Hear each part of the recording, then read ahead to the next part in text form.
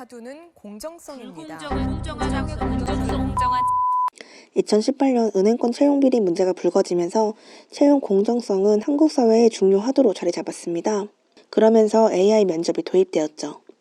현재 민간기업과 공공기관 400여 곳이 채용 과정에서 AI 면접을 이용하고 있는데요. 근데 이거 가능한 기술일까요?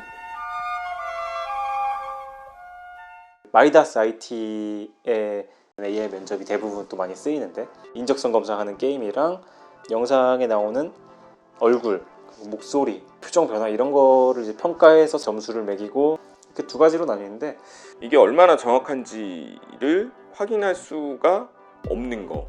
그 회사에서 홍보하고 있는 자료 중에 우리는 V4라는 기술을 씁니다. 그런데 그 중에 두 가지 기술을 사용하지 않고 있다고 밝혔어요. 그 시스템 홍보할 때는 그 기술 두 가지를 쓴다고 해놓고 실제로는 그걸 반영하지 않는다는 것 자체가 솔루션의 신뢰도를 깎아먹는 게 아닐까? 그러면 나머지 기술은 얼마나 정확한가? 이런 의구심을 충분히 제기할 만하겠죠.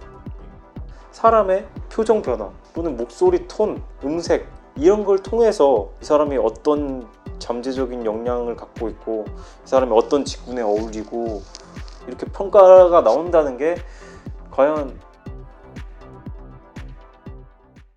올해 2월 13일 세계 최대 과학 행사인 미국 과학진흥협회 연례회의에서 알렉스 마르티네스 미국 오하이오 주립대 전자컴퓨터공학부 교수는 얼굴 표정을 인식해 감정을 파악하는 현재 기술은 인간이 행복할 때 웃고 화가 날 때 얼굴을 찌푸린다는 단순한 가설에 기대고 있다며, 현재로서는 기술이 사람의 복잡한 감정을 인식할 방법이 없다고 주장했죠. 이 사이트는 마이크로소프트에서 제공하는 얼굴 인식 프로그램인데요. 사진으로 감정 인식을 해볼 수 있습니다. 표정이 사람들의 내적인 상태를 나타내지 않는다는 점을 유의하라고 적어놨네요. 이제 여기에 황심호 검사를 넣어볼 겁니다. 보신 분들은 알겠지만 이 표정은 온 힘을 다해 경멸을 하고 있는 겁니다. 결과는 무표정과 슬픔이 가장 높게 나왔네요. 이렇듯 감정인식 솔루션들은 기계적으로 근육 움직임을 파악해서 감정을 정량적으로 보여줄 뿐 실제 감정을 알 수는 없습니다. 그리고 그러한 분석의 기반들이 있잖아요. 관상학도 있는 거. 외국 가면 골상학, 뼈 보고 이 사람이 범죄자다 이런 걸 평가하고, 그런 분류도 굉장히 많이 해왔고, 이런 좀 위험한 사상에 기반한 그런 과학적 방법론들이 쭉쭉쭉 이어져 오면서 이렇게 나아간 건데, 단순히 인공지능 기술을 도입을 통해서 자동화시키고 한다고 해서 그 뿌리가 없어지냐, 그냥 주장이 아니라 미국 뉴욕대 AI Now에서도 보고서를 내면서 그 부분을 꼭 짚어서 얘기를 해줬더라고요. 어쨌든 그런 생체 정보를 활용해서 사람을 파악하는 그런 일종의 어펙트 레코그니션 기술 같은 경우에는 유사과학에 기반한 활용인데 즉각적으로 사용 중단하고 개발하고 이런 거를 좀 멈춰라 라고 권고한 바가 있고요. 마이크로소프트나 IBM, 아마존도 정식 출시하지 못하고 있는 얼굴인식 솔루션을 마이다스 IT는 AI 면접에서 사용하고 있습니다. 그것도 고작 3,000명의 데이터로 말이죠. 인천공항, 김포공항의 업무와 연관성이 있는 게 있습니까? AI를 공항사에서 도입할 때 측정 방법과 알고리즘에 대해 기술적으로 검토한 적이 있는지, 개인정보보호법 등은 고려가 됐는지, 저 이런 걸 묻고 싶은 겁니다. 작년 초에 한번 시범 운용을 했다가 의원님께서 지적하신 그런 우려 때문에 그 이후로는 저희들이 채용을 하지 않았습니다. 당시에도 평가 결과에는 반영하지 않았고요. 다만 시험 운용을 하는 그 자체로 끝난 바가 있습니다. 마이다스 IT의 그 역량 검사는 일단 1억 건의 데이터를 학습했다 이런 말이 있는데, 그 한겨레 박태우 기자님이 이제 파악해본 바로는 3,000명 지원자의 데이터, 거기에 3,000명에 3번씩 하고 거기에 200여 명의 면접관이라서 이거를 대충 쪼개고 나눠서 1억 개다 이런 수준의 데이터인 것 같더라고요. 결과적으로는 3,000명의 것을 200명의 면접관이 보고 판단한 건데, 그 정도 수준의 학습을 가지고 우리가 좀 괜찮은 결과를 내놓는 인공지능 면접 프로그램을 만들었다라고 할 수 있는지 좀 굉장히 의문이 커요. 원래 AI 면접은 2차 내지 3차 단계 AI 면접이 있었는데, 그 기업들에게 계속 그런 권유를 한대요. 그냥 모든 응시자에게 다 이걸 해라. 최근에 이제 얘네가 그 자플렉스라는 플랫폼을 만들면서 개인정보를 받는 주체를 기업이 아니라 마이다스 IT로 바꿨어요. 그렇게 되면 기업들은 3자 제공을 한다는 거죠. 박태우라는 응시자에 대해서 개인정보를 받았는데 분석 결과가 이러했다.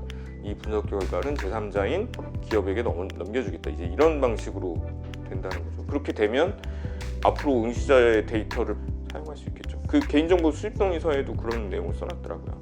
그러니까 결국은 여기도 이제 최대한 많은 응시자들의 데이터를 바탕으로 해서 기술도 강화하고 고도화시키고 그러려는 게 아닐까라는 생각이 들었습니다. 사람의 편견도 문제고 인공지능의 편견도 문제인데, 인공지능 같은 경우에는 실제로 차별을 일으키더라도, 편견을 갖고 문제를 일으키더라도 해결하기가 어렵다는 거죠. 정보공개 청구하면서 많이 더 깨달은 건데, 영업비밀이라는 이름으로 계속 다 감싸지는 거죠. 공개가 안 된다. 결과를 공개하지 않는 이유 중에는 이런 결과가 왜 나왔는지를 설명해주지 못했기 때문이 아닐까라는 생각이 들어요. 사람한테 불이익한 조처를 인공지능이 했으면 판단한 원인이 무엇인지를 설명을 해줘야 되는데 설명 못했다는 거죠. 채용 과정이라는 게 사실 한 사람의 삶에 있어서 큰 부분을 차지하는 건데, 인공지능 기술 같은 경우는 기술적 특성상 왜 이 사람에게 안 좋은 평가를 내렸는지 제대로 설명이 안 되니까 문제적일 수밖에 없는 거죠. 더 특히. 그러니까 해외 인공지능 가이드라인 이런 걸 봐도 법적 영향이나 어떤 경제적 영향, 권리 침해적 영향이 크다, 이런 거 같은 경우에는 규제가 더 세거나 인공지능에 대해서도 이런 경우가 아예 설정되어 있는 것도 있고, 미국 같은 경우에도 인공지능 면접을 좀 약간 겨냥한 법들이 이제 통과되기도 했거든요. 일리노이 같은 경우에는 아예 비디오 인터뷰 법을 만들어서 좀 설명할 것을 좀 요구하고 데이터 삭제 이런 것도 요구하고 이런 권리가 있고, 뉴욕에 이제 소개된 법 같은 경우에는 차별적인 요소가 있는지 없는지 감사를 1년마다 받게 하고, 그걸 받지 못하면 아예 AI 면접 기술 자체를 판매하지 못하게 돼 있고, 그런 식으로 아예 특정한 법안 자체도 만들어질 정도로 어떻게 보면 위험한 그 지점이라고 할 수 있죠. AI 면접 자체가 틀렸다 뭐 이런 건 아닌 것 같고, 여러 요건들을 충분히 충족하면 충분히 쓸 수 있다고 생각을 하거든요. 사람 면접보다 조금 더 나은 방식으로 하기 위해서 AI 면접을 한다면 공정성에 대한 구체적인 증거를 바탕으로 AI를 만들어야 되는 거 아닌가? 라는 생각이 들기도 하죠. 사람이 하는 것보다 AI가 하는 게 더 낫다고 얘기해서 하는 건데, 그러면 더 공정하고 더 투명하고 더 신뢰받을 수 있어야 되는 거 아니냐, 이런 게 필요한 것 같고, 결국은 구체적인 알고리즘이나 아니면 설명 가능한 AI라는 말로 표현되는 그런 요건들을 충분히 지켜야 되지 않을까라는 생각이